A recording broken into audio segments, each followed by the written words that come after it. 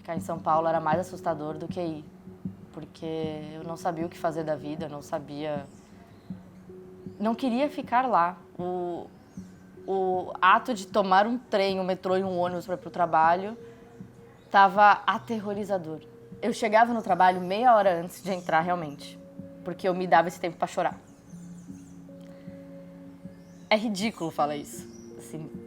E era algo todo dia, diariamente. Eu pegava o ônibus até o Ibirapuera, ficava lá meia horinha, chorando, na frente do laguinho, e depois eu entrava para trabalhar. Lavava o rosto, né? E depois entrava para trabalhar. Nada é pior que isso.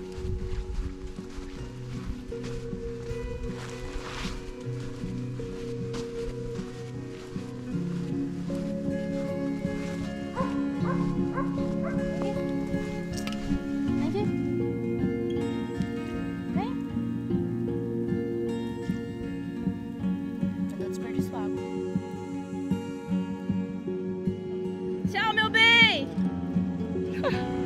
Tchau, meu bem.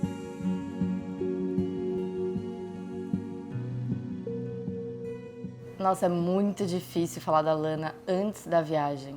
Porque parece que eu comecei a me construir realmente na viagem, sabe? Porque antes da viagem já tava tudo tão montadinho pra mim, não sei explicar, como trabalho, faculdade, um relacionamento longo. E você vai vivendo e sobrevivendo, no caso de São Paulo, que você não tem tempo realmente pra parar pra pensar, será que eu quero isso? Será que eu gosto disso? O que será que eu realmente gosto de fazer? O que será que eu quero viver na vida? Porque você vê todo mundo ali vivendo um pouquinho do que você tá vivendo. Vivendo um pouco daquela rotina do trem lotado às 7 horas da manhã. Então você não para pra pensar que existem outras possibilidades de viver que não aquela.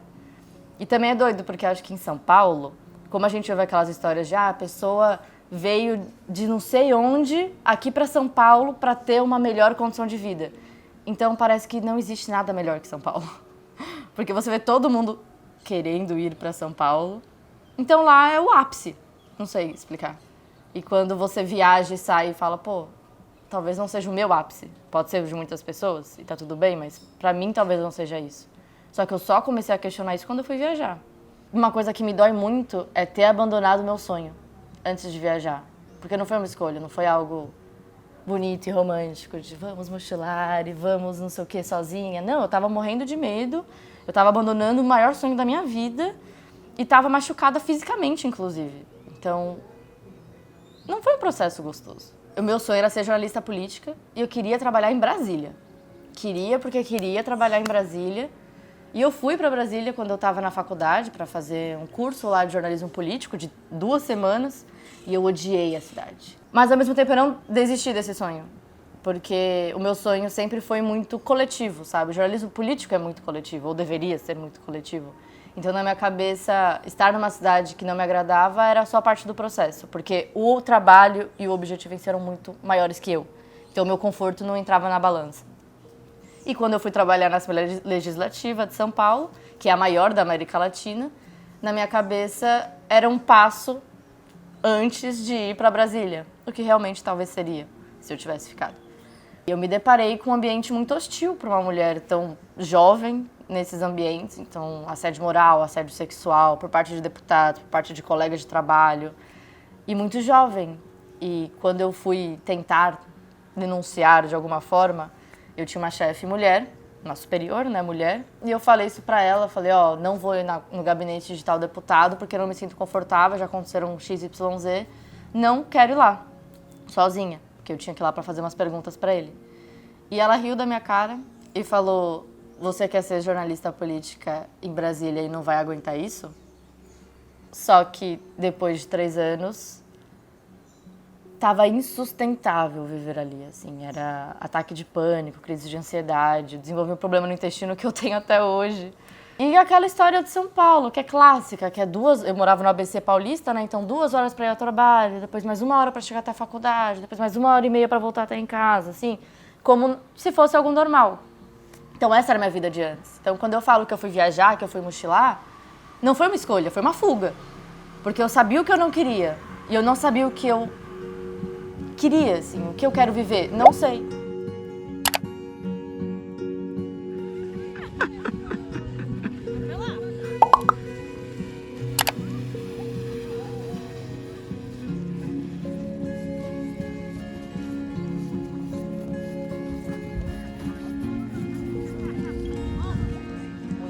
senti muito medo.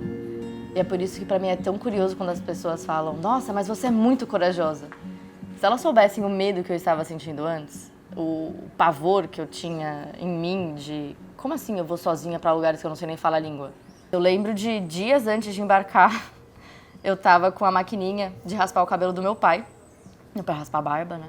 E eu peguei a maquininha dele e tava olhando no espelho, cabelo até aqui, de novo, né, que cresceu. Cabelo até aqui, olhando pro espelho, falando: eu vou raspar, eu vou raspar, eu vou raspar. Porque eu queria tirar um pouco do olhar feminino que tinham pra mim. Então, pô, eu já sou uma mulher branca, loira, do olho claro, que muitas pessoas nem me reconhecem como latina. E eu estou viajando por lugares latinos e eu ficava com medo das pessoas me enxergarem como um corpo frágil, como um corpo vulnerável. E tirar proveito disso, dessa assunção, né, que eles fazem de mim. Mas foi o medo, assim, que me tomou, que eu falei: eu preciso tirar algo de mim, o que eu posso tirar de mim, que vai me tirar a parte feminina, mulher, que enxergam, que era o cabelo. E realmente, nós mulheres nos expressamos muito pelo cabelo, o cabelo tá muito ligado a nós. E eu queria raspar. E eu não raspei, por medo também, porque eu falei: poxa, é o meu cabelo, é como eu me expresso no mundo, é como eu me enxergo. Como assim eu vou tirar algo que pra mim não é negativo, sabe? Então o medo pra mim é um alerta, é um sininho dentro da gente, que pode ser intuição, pode ser paranoia, tem também esse dilema, né? E vai te avisar: pô, será que não é melhor você avisar alguém pra onde você tá indo? Será que não é melhor você compartilhar sua localização? Nossa, essa carona tá meio estranha, então acho que eu não vou com esse cara não, vou esperar a próxima carona. Você vai se vigiando e é esse medo que vai te fazer ficar alerta, que não vai fazer você ficar no País das Maravilhas andando, porque eu ainda sou uma mulher e onde quer que eu vá, eu vou ser mulher. Então o perigo vai comigo onde eu vou. Não tem como negar isso. E o medo é um companheiro importante pra mim, hoje em dia. Mas antes ele me bloqueava muito. Acho que como uma brasileira viajando sozinha pela América Latina, obviamente vai ter milhares de desafios, centenas de milhares. Como qualquer outro lugar do mundo que a gente vai viajar, qualquer mulher vai ter esses desafios. Mas eu acho que uma mulher viajando sozinha, principalmente latina, em que nós somos acostumadas a estar sempre em companhia, no sentido de 18 anos, os namoradinhos, sabe? Nós não somos incentivadas a estarmos sozinhas e a estarmos nem solteiras. Então é isso, a solteira tem quase 30 anos, e o casamento, o namorado, e os filhos. E a sempre cuidar. Eu acho que a mulher latina ela é sempre vista como cuidadora. Principalmente as mulheres negras, indígenas e de outras etnias também, que são vistas como serventia, sabe? Como se elas estivessem servindo alguém. Então elas são boas mulheres quando elas são mães, quando elas são boas mães, quando elas são boas esposas, quando elas são boas cuidadoras de casa, quando elas são boas para outras pessoas. E quando você viaja sozinho, você não tem que pensar em ninguém a não ser você. Você não tem que ser uma boa mulher, você não tem que ser uma boa irmã, você não tem que ser uma boa filha, uma boa esposa, uma boa... Você tem que ser você. E quando você tira tudo isso que você está acostumada que tem que ser, quando você não fica caçando, às vezes, uma companhia para estar porque tem medo de ficar sozinha, ou então que é mal visto estar sozinha, que é melhor estar com alguém num relacionamento ruim, que às vezes te trata mal do que estar sozinha. E quando você se vê nessa posição de sozinha, você fala: pô, não é tão ruim assim.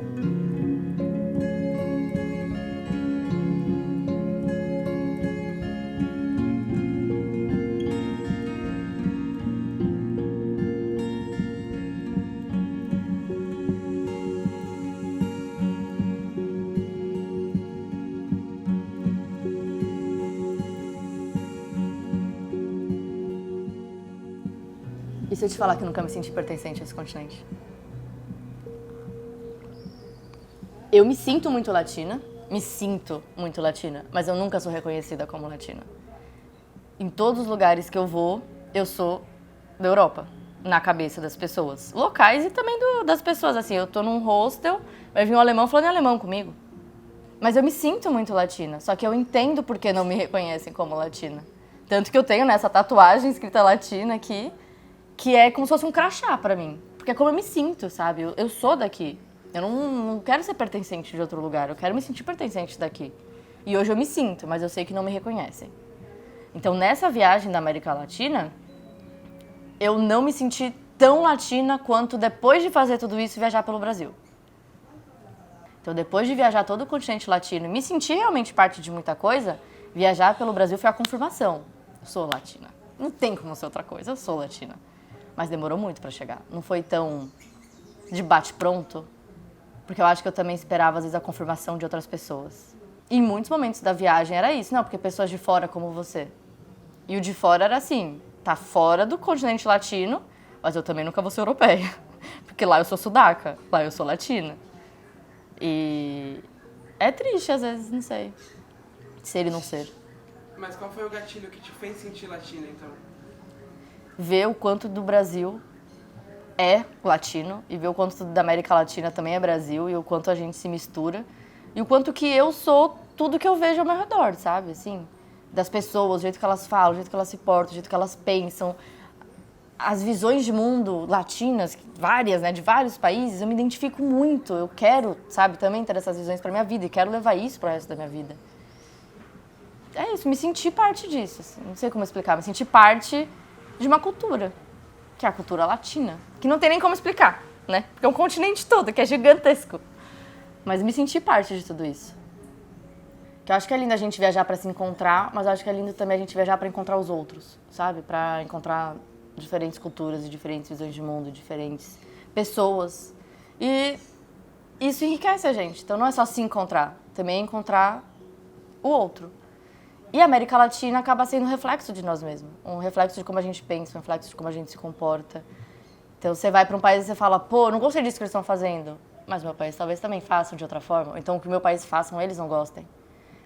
É se olhar no espelho, a América Latina, que é diferente de ir para um outro continente tão diferente do nosso, a Ásia, que está ali, que é tão diferente que você às vezes não se vê naquilo, você sempre está muito afastado daquela cultura.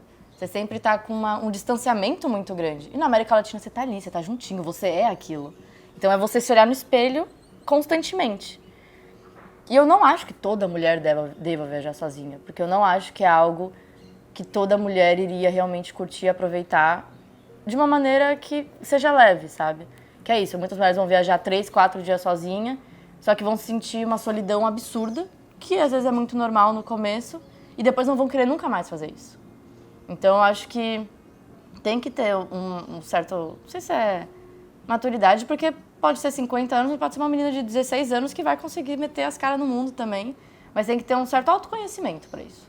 Tem que se olhar para dentro, realmente, assim, se questionar, se observar, ver o que você está disposta a fazer, o que você não está disposta, e ir se você quiser.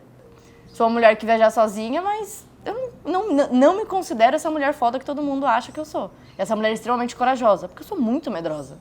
Eu tenho muitos medos. Tenho bloqueios que às vezes me impedem de fazer coisas. Mas quem olha de fora não vê isso. E aí às vezes se coloca pra fazer coisas que acha que aquela pessoa foda tá fazendo porque vai ser o mesmo resultado pra ela e não vai ser. Porque o resultado que ela tá imaginando que foi pra mim é o que ela tá imaginando, porque não é a verdade, não é a realidade. Mas é o que imaginam. Então eu também quero viver isso, porque eu quero ter esse resultado. Eu quero ser essa mulher foda, eu quero ser isso, eu quero ser aquilo. Mas é só imaginação, né? Expectativa e realidade da vida. E quando eu fui viajar sozinha, foi essa solidão tremenda que me bateu. Assim, essa solidão absurda de doer mesmo, a solidão de por que eu tô fazendo isso? Sabe? Por que eu me coloquei nessa? Não tem ninguém pra compartilhar, não tem ninguém pra perguntar, pô, qual será que a gente vai de carona ou será que a gente vai de ônibus? E ninguém para compartilhar as consequências das más decisões, né? Porque essa é a melhor parte da viagem, às vezes, compartilhar a consequência dos rolês tudo. Mas quando você tá sozinha, é só você. Não tem ninguém para confirmar, realmente vamos fazer isso, ou realmente vamos fazer aquilo. É você e você. E no começo, como uma pessoa que estava acostumada com outras pessoas ao redor, foi desesperador. Eu lembro até hoje que eu estava saindo de uma carona no Uruguai, e foi com um senhorzinho que ele me deixou na rodovia e falou, não, quem sabe você não pega um ônibus, e me deixou na rodovia da próxima cidade, né? Que ele ia entrar depois pra área rural. E aí eu lembro que eu tava na rodoviária, eu não tinha estadia, eu não queria ir pra nenhum outro lugar, eu não sabia o que fazer. E eu sentei na rodoviária com o mochilão e fiquei olhando as pessoas ao redor por uma meia hora, sem saber o que fazer. Tá, mas será que eu procuro uma estadia aqui? Será que eu pego um ônibus e vou pra uma cidade mais pra praia? E não saber o que fazer, assim, paralisada, sem conseguir tomar uma decisão sozinha, assim. E aí, no final da viagem, já tava, tá com o mochilão pra lá, tá com não sei o que pra cá, já tava muito natural. E isso é algo que eu levo pra vida, sabe assim, o quanto que eu sou capaz de muito mais do que eu imagino, sozinho ou não. Eu sei do que eu sou capaz. Eu sei que eu sou capaz de mais, de coisas que eu ainda nem fiz, mas sei que eu sou capaz de fazer hoje em dia. E antes não. Antes era, nossa, eu sou tão frágil, eu não sou capaz de nada. Eu não consigo ficar sozinha, eu não sei fazer as coisas sozinhas. E aí você vai se apequenando dentro dos seus próprios pensamentos. E a viagem sozinha expandiu tudo isso, assim. Me mostrou que eu sou além, sabe? Do que eu imagino que eu sou.